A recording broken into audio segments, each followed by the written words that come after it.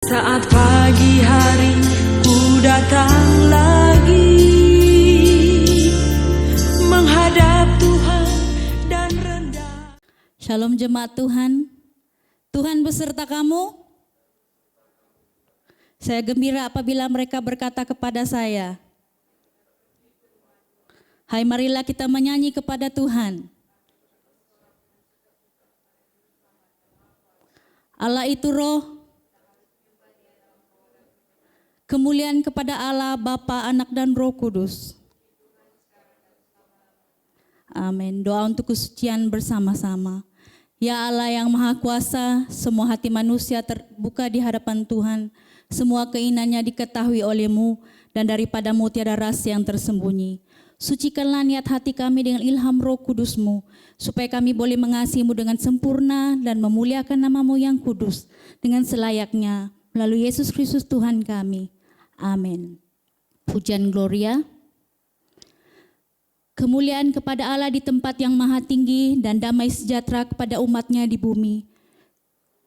Tuhan Allah Raja di syurga, Allah dan Bapa yang Maha Kuasa, kami menyembah Engkau, kami bersyukur kepadamu, kami memuji Engkau sebab kemuliaan-Mu. Tuhan Yesus Kristus, Anak Tunggal Bapa, Tuhan Allah, Domba Allah yang menanggung dosa dunia, kasihanilah kami. Engkau yang duduk di sebelah kanan Allah Bapa, terimalah doa kami. Tuhan sajalah yang kudus, Engkau sajalah Tuhan. Engkau sajalah yang maha tinggi, Yesus Kristus dengan Roh Kudus, dalam kemuliaan Allah Bapa. Amin. Haleluya.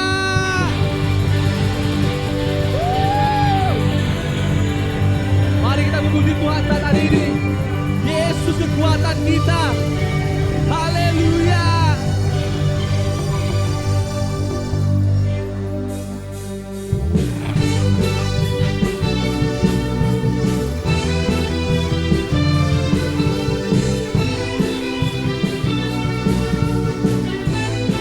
Sama-sama kita katakan, Tuhanlah kekuatan dan mazmurku, ya gunung batu dan keselamatanku. Hanya padamu hatiku percaya. Kaulah menara dan kota perlindungan.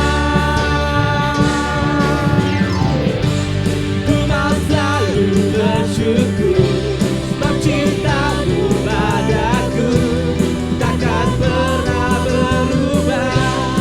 Hatiku percaya walau bumi bergoncang, gunung-gunung beranjak, namun kasih setia-Mu tak pergi dariku.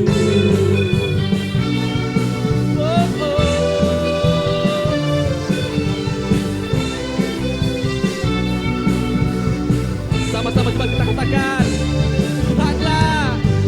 Tuhanlah kekuatan dan mazmurku, ya gunung batu dan keselamatanku. Hanya padamu hatiku percaya. Kaulah menara dan kota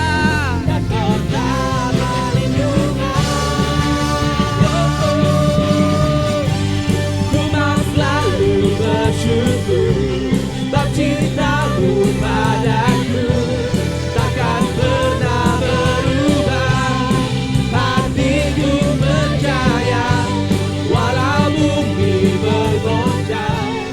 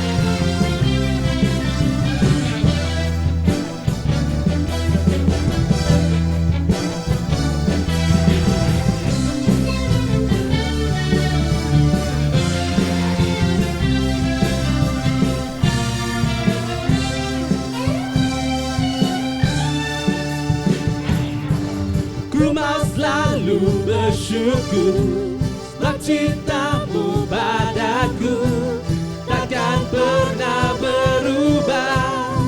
Hatiku percaya walau bumi bergoncang, gunung-gunung beranjak, namun kasih setiamu tak pergi dariku. Ku mau selalu bersyukur sebab cintamu padaku takkan pernah berubah. Hatiku percaya walau bumi bergoncang, gunung-gunung beranjak, namun kasih setiamu tak pergi dariku.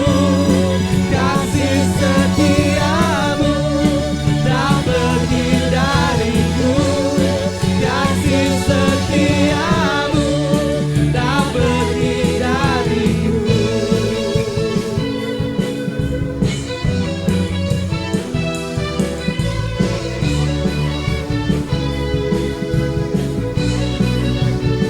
Haleluya.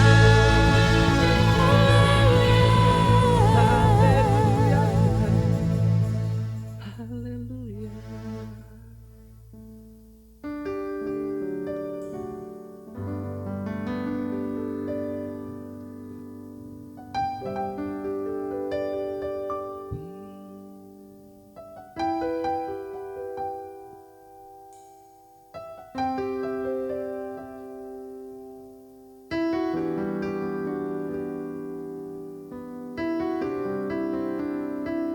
Haleluya Tuhan. Hanya dalam hadirat-Mu Tuhan, hanya kepadanya ku kan berlari di saat ku bimbang dalam hidupku. Yang aku percaya dalam hadirat-Nya ada kekuatan yang baru. Walau ku melangkah dalam tekanan, badai percobaan datang menghadang, yang aku percaya dalam hadirat-Nya ada kekuatan yang baru. Ku kan terbang tinggi bagai raja wali di atas segala persoalan hidupku, dan aku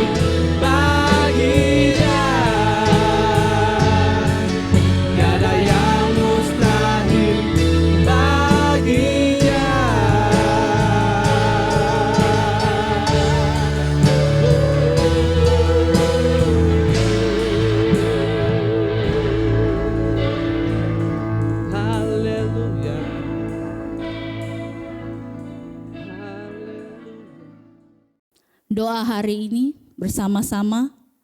Allah Maha Kuasa dan selama-lamanya hidup, anak-Mu Yesus Kristus menyembuhkan orang sakit dan memulihkan mereka kepada kesempurnaan hidup.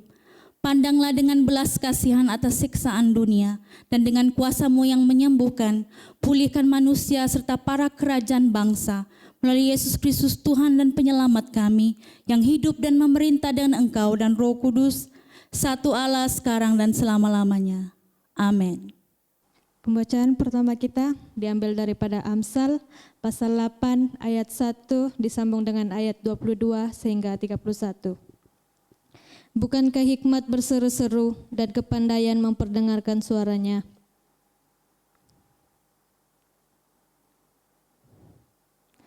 Tuhan telah menciptakan aku sebagai permulaan pekerjaannya, sebagai perbuatannya yang pertama-tama dahulu kala.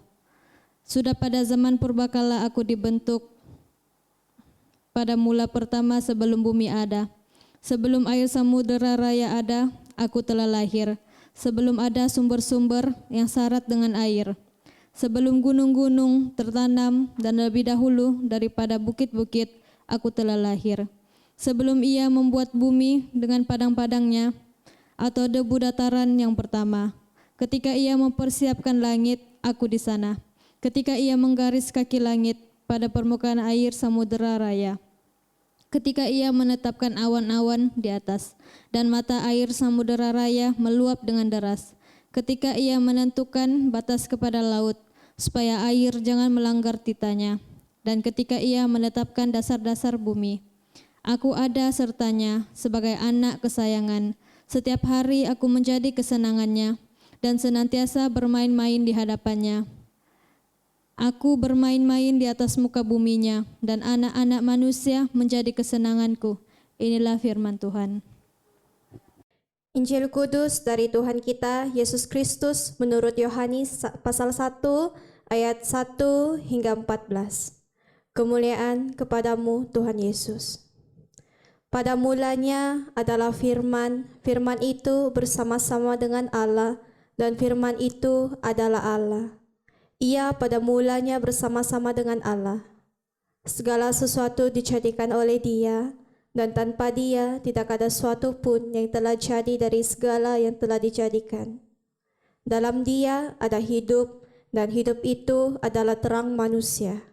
Terang itu bercahaya di dalam kegelapan, dan kegelapan itu tidak menguasainya. Datanglah seorang yang diutus Allah, namanya Yohanes. Ia datang sebagai saksi untuk memberi kesaksian tentang terang itu, supaya oleh Dia semua orang menjadi percaya. Ia bukan terang itu, tetapi ia harus memberi kesaksian tentang terang itu.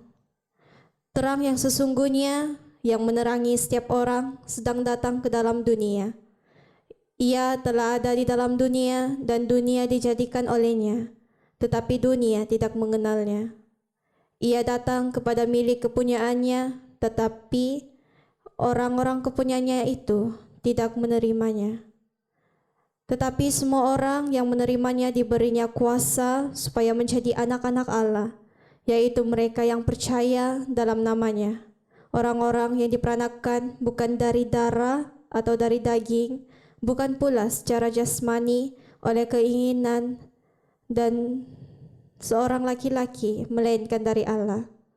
Firman itu telah menjadi manusia dan diam di antara kita, dan kita telah melihat kemuliaannya, yaitu kemuliaan yang diberikan kepadanya sebagai anak tunggal Bapa, penuh kasih karunia dan kebenaran. Inilah Injil Kristus. Pujilah Tuhan Yesus. Shalom dan selamat pagi kepada sidang jemaat semua. Bersyukur kita karena kita dapat sekali lagi mendengar firman Tuhan. Mari kita berdoa terlebih dahulu.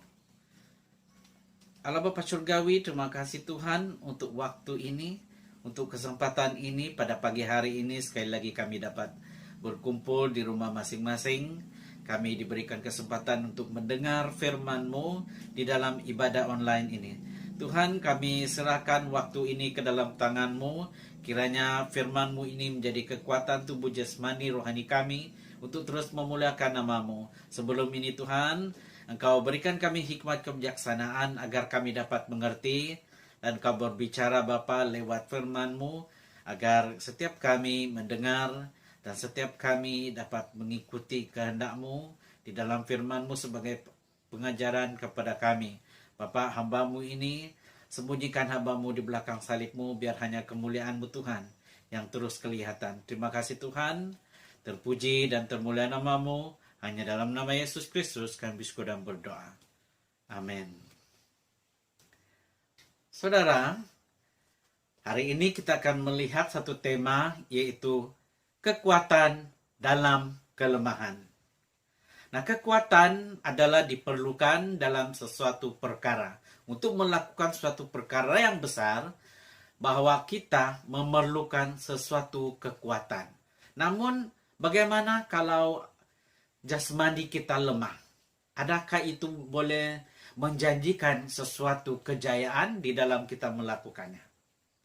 Nah, hari ini, apabila kita melihat perkataan kekuatan dan kelemahan, dalam kelemahan, sudah pasti ada sesuatu yang menjadi topik kita, yaitu perkara yang lemah itu adakah menjaminkan sesuatu perkara yang akan boleh berubah? Adakah kelemahan manusia itu boleh menjamin sesuatu keberjayaan? Nah, kalau dalam dunia, dalam kata lain, untuk berjaya, sudah pasti kita harus meneliti perkara-perkara tertentu untuk menjadi kunci kekuatan kita untuk berjaya. Nah, demikian juga apabila kita di dalam pertandingan. Setiap pertandingan itu perlu diteliti. Demikian juga setiap orang, setiap pribadi harus menilai lawannya, kelemahannya. Karena di dalam setiap keberjayaan itu ada kelemahan masing-masing. Namun dari segi rohani, terbalik. Di dalam rohani, di dalam kelemahan itu ada kekuatan. Nah, mari kita melihat di dalam 2 Korintus pasal 12 ayat 7 hingga 10. Dan supaya aku jangan meninggikan diri kena penyataan-penyataan yang luar biasa itu, maka aku diberi suatu duri di dalam dagingku, yaitu seorang utusan iblis untuk mengocoh aku supaya aku jangan meninggikan diri. Tentang hal itu aku sudah 3 kali berseru kepada Tuhan supaya utusan iblis itu mundur daripadaku. Tetapi jawab Tuhan kepadaku, cukuplah kasih karuniaku bagimu, sebab justru dalam kelemahanlah kuasaku menjadi sempurna. Sebab itu terlebih suka aku bermegah atas kelemahanku, supaya kuasa Kristus turun menaungi aku. Karena itu aku senang dan rela di dalam kelemahan, di dalam siksaan, di dalam kesukaran, di dalam penganiayaan dan kesesakan oleh karena Kristus. Sebab jika aku lemah, maka aku kuat. Nah, di dalam 2 Korintus pasal 12 ayat 7 sehingga 10. Ini cerita tentang pribadi Paulus.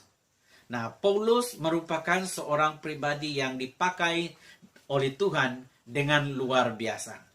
Nah, bila dia melayani, banyak perkara luar biasa yang mampu dia lakukan. Namun, di dalam kekuatan ini, dia menyadari ada sesuatu perkara yang menjadi penghalangnya untuk lebih maju. Namun, itu tidak menjadi penghalang untuk dia.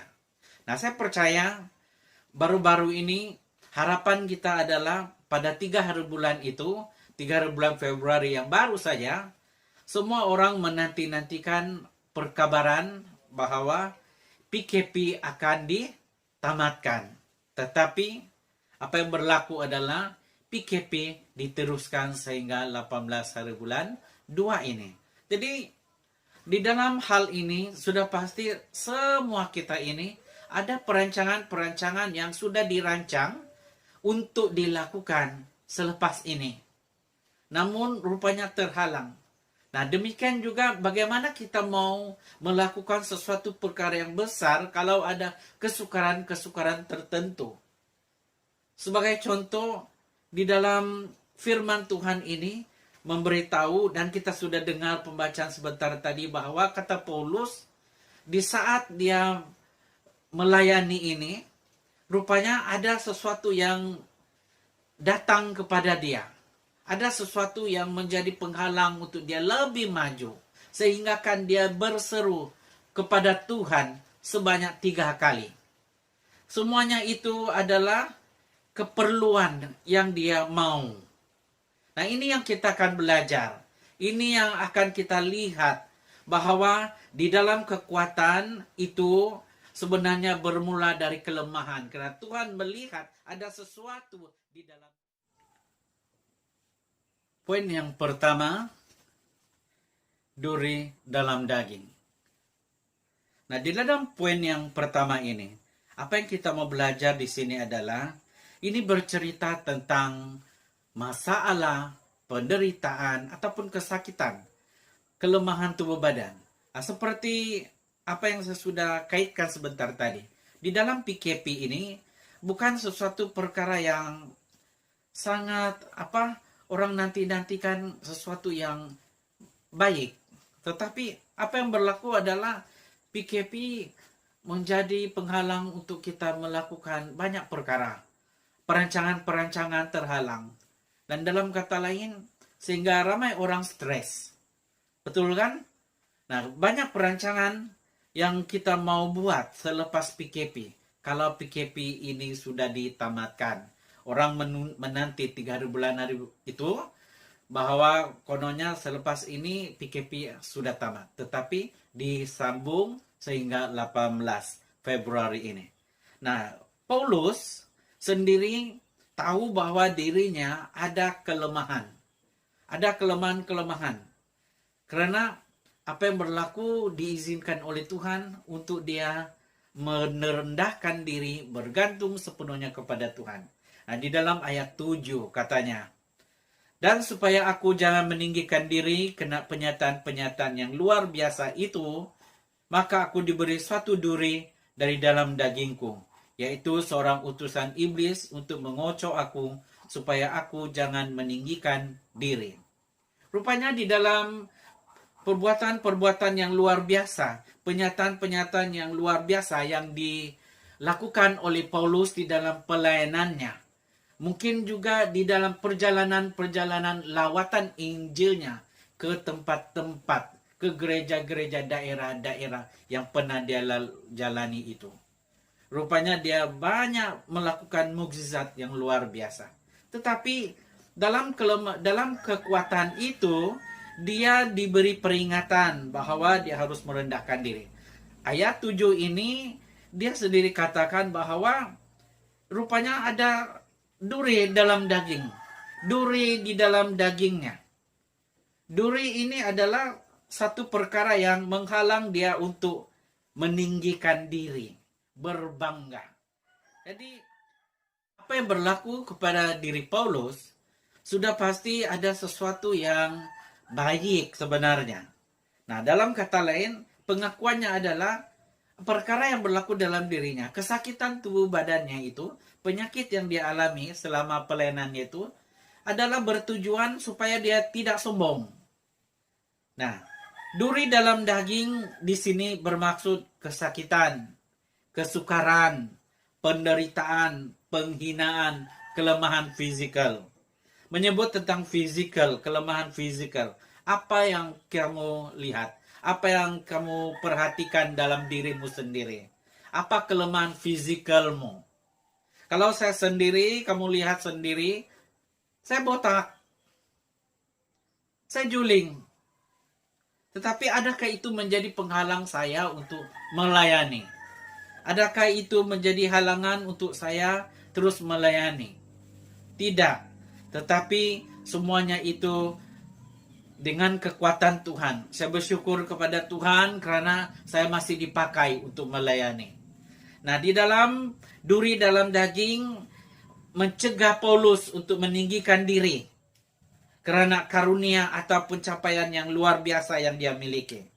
Duri dalam daging menyebabkan Paulus bergantung kepada Tuhan. Justru itu saya mendorong kepada kita, di dalam kelemahanmu jangan pandang rendah pada dirimu. Karena bila engkau bersandar kepada Tuhan, Tuhan akan pakai kamu dengan luar biasa seperti Paulus sendiri. Nah, di dalam ayat 8, Paulus sendiri bukan berdiam, tetapi dia terus bergantung kepada Tuhan. Dia terus berseru, dia terus berdoa. Dia berdoa meminta sesuatu yang datang daripada Tuhan, suatu perubahan yang luar biasa daripada Tuhan. Ini yang dia lakukan sehingga dia berdoa. Tapi apa jawabannya? Ayat 8. Tentang hal itu, aku sudah 3 kali berseru kepada Tuhan, supaya utusan iblis itu mundur daripadaku. Namun, di dalam dia berseru, dia mengutamakan doa ini. Dia berdoa khusus untuk hal ini, supaya dia bebas dari sakit penyakit yang dia tanggung selama ini di dalam pelayanannya. Ternyata tidak berkesan. Tuhan tidak menjawab. Jawabannya adalah menolak setiap permohonan Paulus. Jadi saya berpikir bagaimana? Kau pikir saya tidak pernah berdoa supaya rambut tumbuh? Saya ada gaut? Adakah saya tidak berdoa supaya saya bebas daripada gaut? Saya berdoa. Tetapi di dalam kelemahan ini, saya bersyukur karena saya masih berdiri untuk melayani. Jadi dalam kata lain, Paulus di sini, dia sadar bahwa dia perlukan Tuhan di dalam hal ini. Namun, poin yang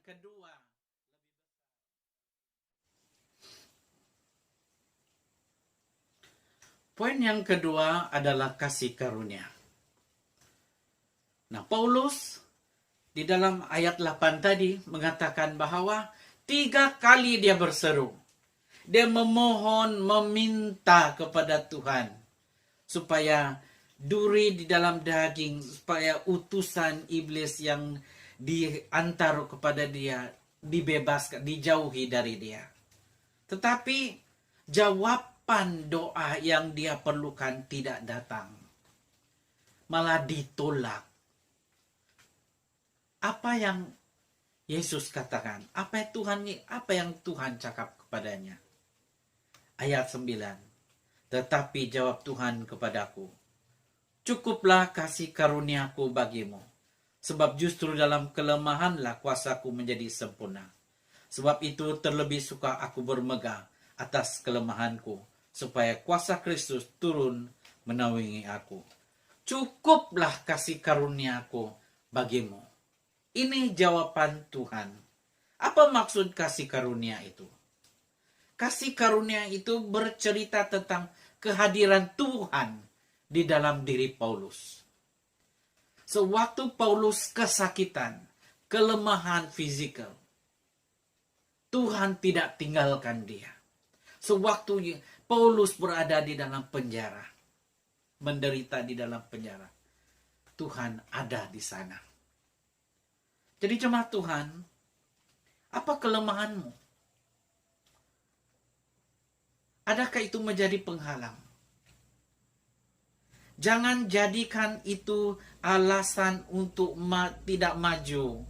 Jangan jadikan kelemahan tubuh badan kita menjadi alasan untuk kita berhenti maju. Karena Tuhan sendiri mengatakan, cukuplah kasih karunia. Kasih karunia itu memberitahu kita tentang kehadirannya, Immanuel, Allah menyertai kita.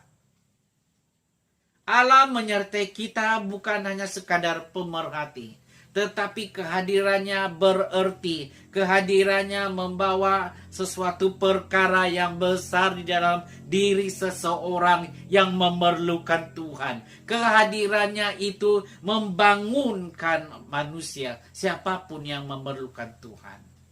Di dalam kelemahan kita, Artinya Tuhan yang membangunkan kita karena Dia yang menyertai. Jadi firman Tuhan ini memperingatkan kita akan Tuhan. Kasih karunia juga membawa pengertian kemurahan Tuhan. Benarkah kemurahan Tuhan itu ada dalam dirimu? Ataupun kita sekarang menderita? PKP.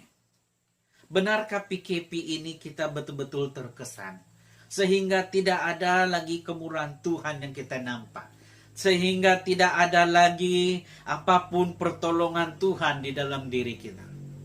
Paulus adakah begitu? Adakah dia berkata, Tuhan matilah aku. Aku tidak mau lagi melayani. Pernahkah kamu terpikir seperti itu? Kami menderita, tiada makanan. Adakah itu? Jadi kemurahan Tuhan besar sebenarnya di dalam kehidupan kita. Kehadirannya memberikan kita kekuatan. Saya teringat dan saya ada gambarnya itu saya letak pada tema kekuatan dalam kelemahan. Sebab saya nampak ada seorang atlet, mungkin Paralimpik, dia seorang atlet yang tidak ada kaki dua-dua, tetapi dia boleh berlari dengan bantuan besi, dapat berlari. Nah, bukan mudah sebenarnya. Pertama saya rasa dia tidak mampu. Saya ingat seperti abang saya juga. Sewaktu dia ada berapa bulan tidak boleh berjalan. Kemudian sewaktu dia sembuh, dia terpaksa training, dibawa ke hospital untuk fisioterapi. Latihan berjalan. Pada hari pertama, apa yang berlaku adalah dia pengsan. Tetapi selepas hari-hari berlalu, dia berjalan sudah, dia mampu sudah. Jadi, apa yang berlaku ini adalah karena kasih Tuhan, kesempatan Tuhan, dan ada kuasa Tuhan. Kasih karunia yang ketiga itu adalah kuasa Tuhan yang menyertai Paulus, kuasa Tuhan yang menyertai kita dapat melakukan segala sesuatu. Kalau dunia mengatakan bahwa kalau mau berjaya adalah cari kelemahan lawanmu. Kalau mau berjaya untuk menang suatu perkara, perlombaan atau pertandingan, cari kelemahan pihak lawan supaya kau menang. Tetapi bagi kita, rohaninya di sini adalah di dalam kelemahanmu bina kekuatan. Terima kelemahanmu dan bila kamu terima, Tuhan campur tangan, bersandar sepenuhnya kepada Tuhan, di mana kelemahan itu akan muncul kekuatan. Itulah kuasa Tuhan yang menyertai kita. Jadi jemaat Tuhan, kekuatan dalam kelemahan pada hari ini, saya percaya ini memperingatkan kita bahwa jangan melihat dirimu yang serba kekurangan. Jemaat Tuhan, bagi Anda yang mungkin tahun ini maupun tahun yang lalu telah kehilangan orang yang tersayang, ingat Tuhan menyertai kamu. Bagi Anda jemaat yang serba kekurangan, Tuhan menyertai kamu. Tuhan penuh kasih karunia di dalam diri kita, penuh kasih kemurahannya.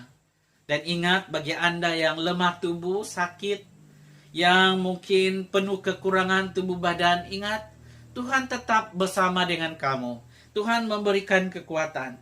Kesimpulan kita untuk pada pagi hari ini adalah 2 Korintus pasal 12 ayat 10. 2 Korintus pasal 12 ayat 10.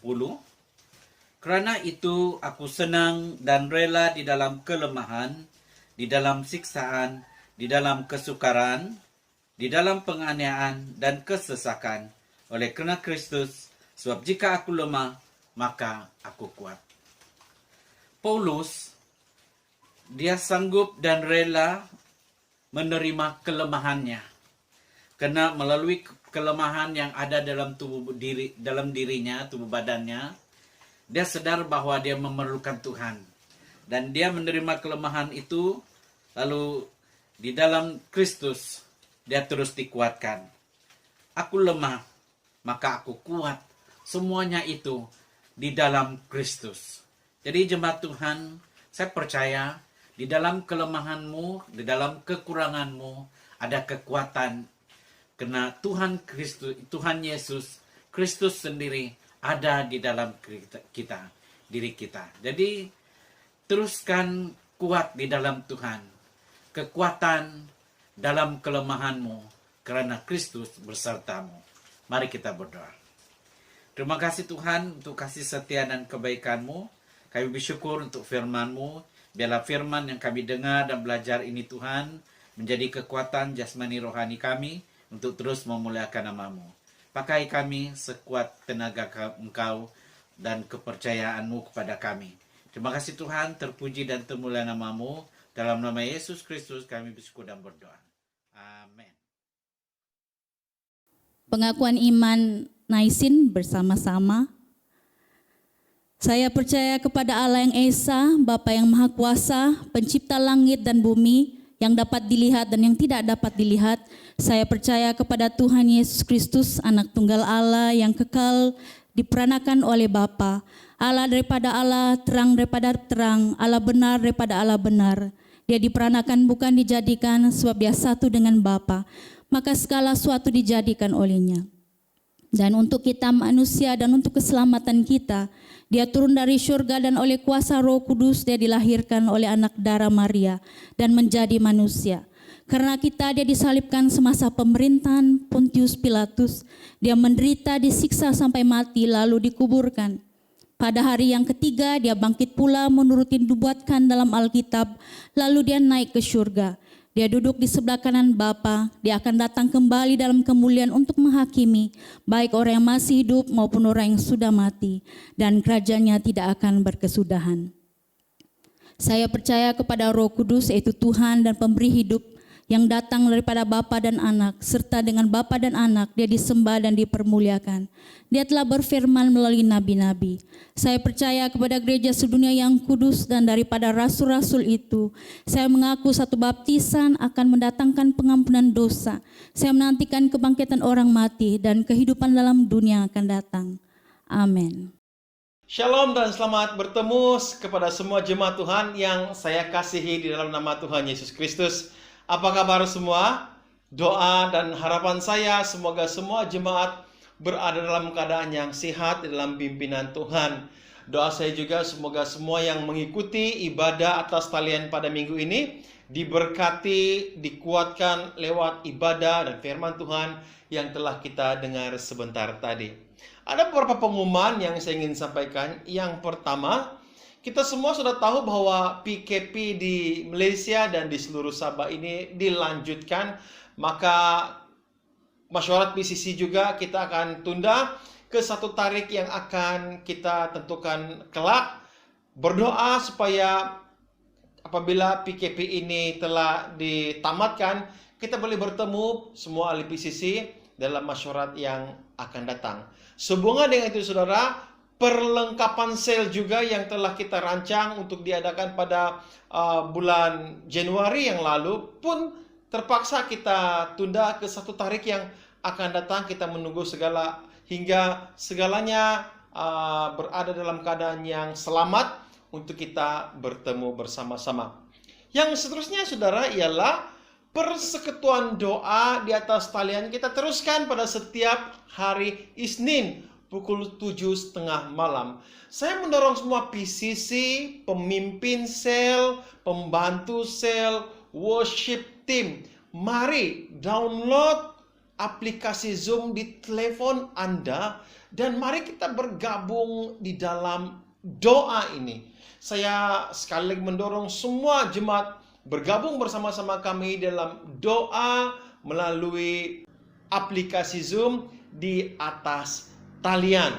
Nah, seterusnya saudara, bermula hari ini dan sepanjang bulan Februari ini itu merupakan minggu provinsi atau dana Minggu Provinsi untuk seluruh Dioceses Anglican Sabah ini. Makanya saya mendorong untuk jemaat Tuhan, mari kita ambil peluang ini bersama-sama menyumbang kepada dana provinsi ini. Anda boleh masukkan sumbangan Anda ke dalam sampul surat dan tuliskan di hadapan dana Minggu Provinsi, dan itu boleh beri kepada gereja atau kepada staf di tempat masing-masing. Seterusnya saudara, pada minggu hadapan itu merupakan hari Valentine's Day. Makanya saya ingin mengumumkan sekali lagi, saya belum menerima gambar Valentine's Photo Challenge daripada suami istri ataupun yang sedang bertunang. Maka saya mendorong minggu depan kita akan buat satu klip video, kita akan tayangkan satu klip video sempena hari Valentine's, dan saya mendorong semua pasangan suami istri dan yang bertunang ambil gambar terbaru pasangan suami istri ini dan hantar kepada saya dan hantar kepada para staf, dan kita akan buat satu klip video pada minggu hadapan. Yang terakhir, terima kasih kepada semua yang telah terlibat dalam pelayanan pada minggu ini. Tuhan memberkati kita. Jemaatan, saat ini mari kita berdoa. Bahan doa kita yang pertama, kita mau bersyukur untuk penjagaan Tuhan untuk setiap kita dimanapun kita berada. Dan seterusnya kita mau berdoa juga untuk setiap jemaat ataupun siapapun yang telah dijangkiti, bahkan yang sedang di kuarantin sekarang. Mari kita berdoa, saya pimpin kita semua dalam doa.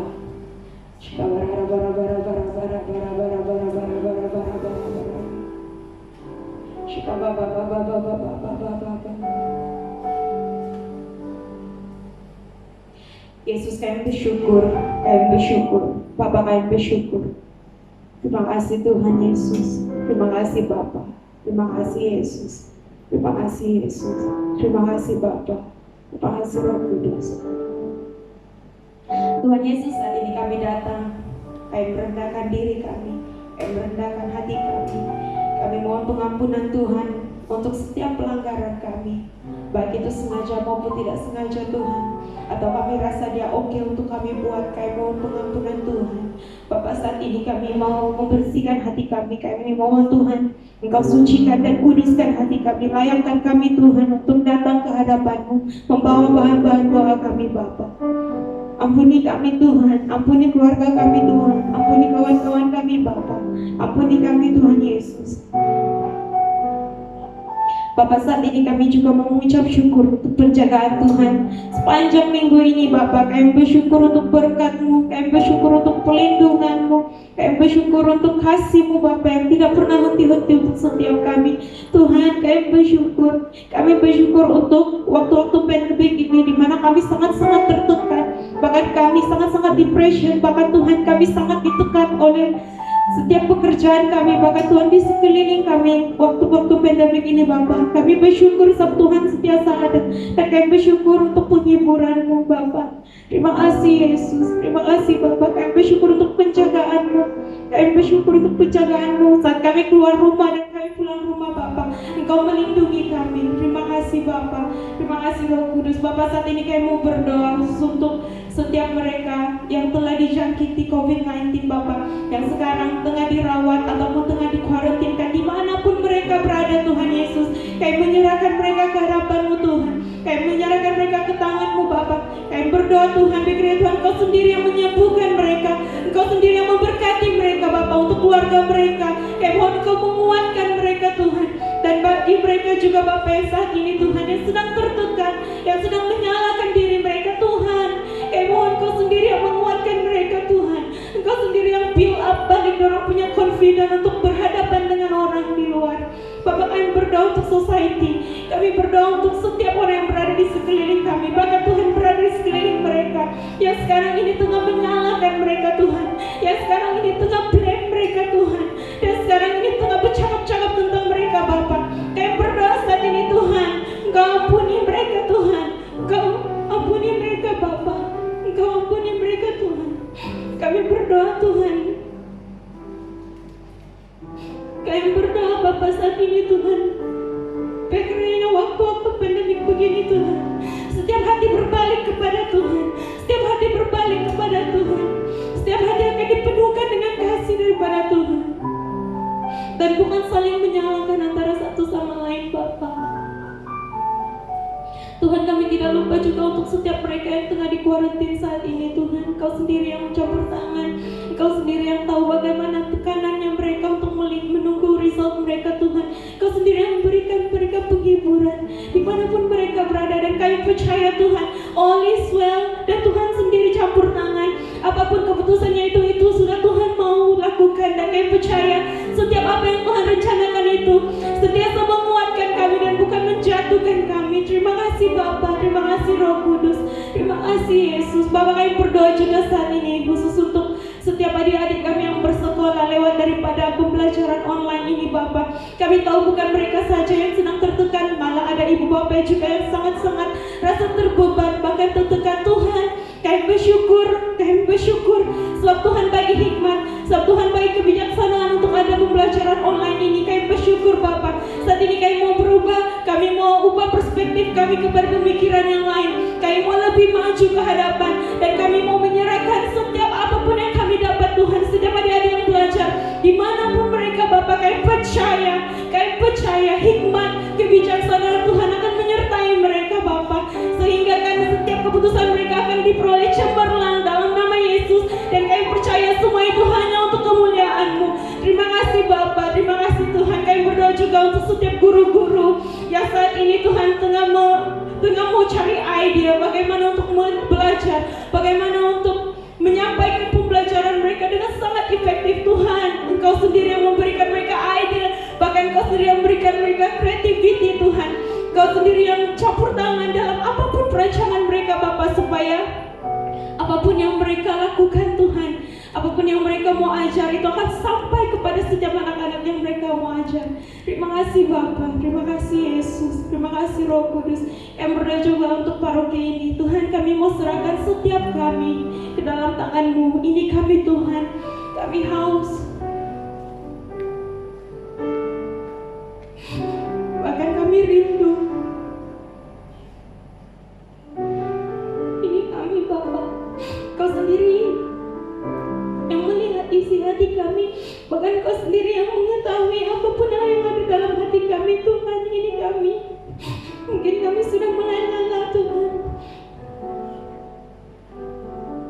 Kau sendiri yang menguatkan kami. Berkati kami, Bapa. Berkati kami, Tuhan. Lindungi kami.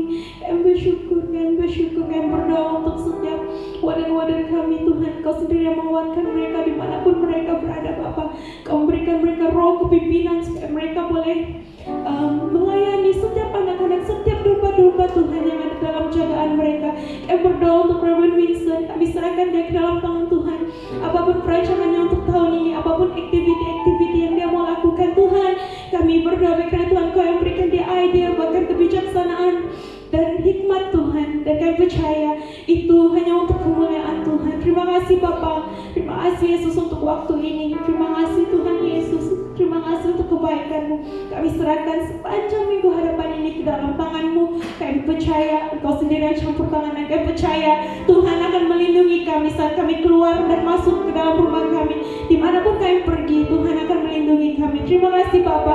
Jadikan kami berkat, jadikan kami terang, jadikan kami garam dimanapun Tuhan letakkan kami. Baik Tuhan, setiap perkataan kami, setiap tingkah laku kami, Tuhan, akan memberkati orang-orang di sekeliling kami. Terima kasih Yesus, terima kasih Bapa, terima kasih Roh Kudus. Kami serahkan bahan doa ini ke dalam tangan Tuhan. Hanya di dalam atas nama Yesus kami berdoa dan percaya, katakan amin.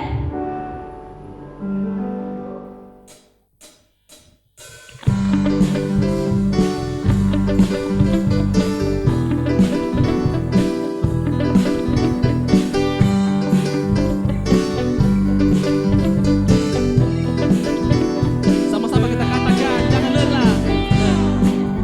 Bekerja di ladangnya Tuhan, Roh Kudus yang beri kekuatan.